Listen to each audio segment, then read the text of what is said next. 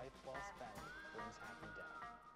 Leonardo da Vinci said that. The following men died today in history. They could also sculpt and paint. These stories are filled with doom and gloom, with cheerfulness. They ain't. Let's go. On this day in 1901, Swiss symbolist painter Arnold Böcklin died at the age of 73, most likely from stroke-related health problems. Here's an art history lesson. Symbolism was a late 19th century art movement of French, Russian, and Belgian origin in poetry and other arts. Symbolism in painting is characterized by mythological and dreamlike imagery. The symbols used by symbolism are not the familiar emblems of mainstream iconography, but intensely personal and private, obscure and ambiguous references. More a philosophy than an actual style of art. Symbolism in painting is influenced by contemporary Art Nouveau style. But I want to talk specifically about one of Böcklin's best-known paintings titled Isle of the Dead. There are many renditions of the ubiquitous painting of a strange island where strange things are occurring. Russian-American Lolita author Vladimir Nabokov alludes to the pervasiveness of the painting in his earlier novel Despair. He states that the painting could be found in every home in Berlin. Isle of the Dead depicts an isolated, rocky island in the middle of an endless expanse of dark water. A little rowboat is arriving at the island with a man at the oars, and another figure at the bow dressed in all white. There also looks to be a coffin in the boat. The island has several dark trees, which could be seen as cypress trees, also associated with cemeteries.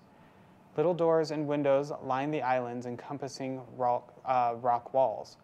Many observers have interpreted the oarsmen as a representation of the boatman Charon, who ferried souls to the underworld in Greek mythology.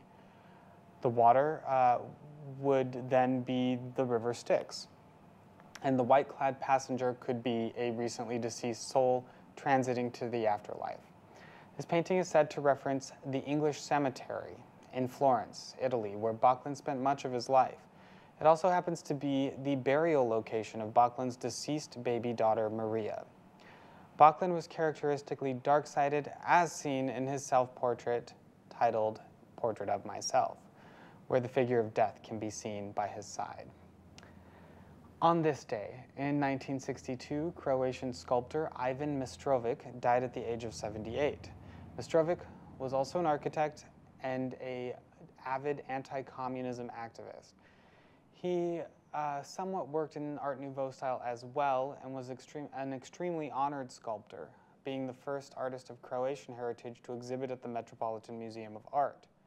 Auguste Rodin, the famous sculptor, even went so far as to say that Mistrovic was a better sculptor than he was. Think about that. The compliment afforded Mistrovic and his wife the ability to travel to international exhibitions. He eventually had to flee Croatia due to his anti-communist stance and ended up in the United States. He was able to return to Yugoslavia one more time before the time of his death, and this was to visit Cardinal Stepanek for a final time. This man happened to be a good friend of his and had previously helped Mistrovic flee the country. And at the request of various people from Croatia, 59 statues were sent from the United States to Yugoslavia, and in 1952, Mistrovic signed off of his Croatian estates to the people of Croatia, including more than 400 sculptures and numerous drawings.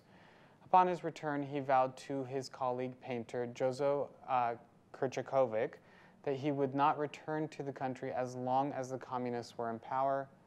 Like Böcklin, Mistrovic witnessed the death of a child. Two, in fact. His daughter Marta, who moved with him to the U.S., died in 1949 at the age of 24. And his son, Tvrajko, who was 39 when he died in 1961. Mistrovic suffered a minor stroke in 1960, which affected his eyesight. After creating 4 clay sculptures to memorialize his children, Mistrovic died in 1962 at the age of 79, in South Bend, Indiana, of all places. Communist Yugoslav authorities had originally promised the Mistrovic family that Ivan's remains could lie at the cathedrals of his hometown, Once his remains had arrived in Yugoslavia, the authorities went back on their word and did not allow this to take place.